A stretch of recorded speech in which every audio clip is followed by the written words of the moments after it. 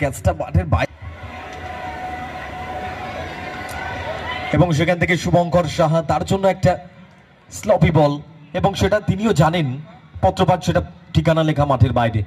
বল 36 run. Shubhankar timing কতটা হচ্ছে সেটা দেখার, তবে অনিক রয় বলের পেছনে দৌড়চ্ছেন, ওয়ান বাউন্স এবং সেটু দ্য ফিল্ডের জাস্ট একটা রান মিস টাইমিং।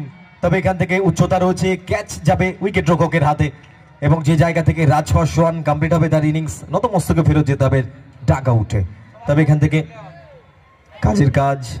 তবে দেখুন টাইমিংটা করতে চাইলেন, অ্যাক্রস দ্য লাইন খেলতে চাইছিলেন, টপের ছিল উইকেট রক্ষক কোন রকম প্রথম বলটা ফেস করেছিলেন, অ্যাক্রস দ্য লাইন উঠে এসে out of the off stump ডেলিভারিটাকে ট্রাই করছিলেন। তবে জাস্ট এখান থেকে ডট বল। অন্তত প্রথম বলে 6 কনসিড পরে মানিক খান, ভালো কামব্যাক তার জন্য। First ball 6, then single, wicket and dot. সব মিলিয়ে রান সংখ্যা এখনো পর্যন্ত 50। 14 বল থেকে 35। এখনো কিন্তু স্কোরবোর্ডে সংযোগ করতে হবে কালনা রকার্স তাদেরকে। সুইচ হ্যান্ড, দেখুন কোথায় বলটা ছিল, যেখান থেকে ডানাতি ব্যাটারের জন্য লেগ স্টাম্পের ওপরে বল, সেটাকে ঘুরে গিয়ে অন্তত সীমারেখার বাইরে পাঠিয়ে দিয়েছেন মন্দিরা আই হসপিটাল ওভার বাউন্ডারি।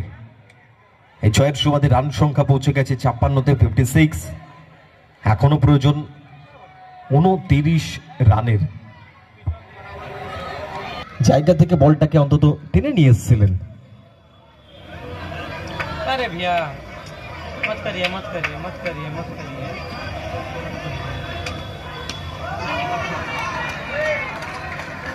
एखान बैक टू बैक 6 एक नहीं 2 लिख लीजिए आप।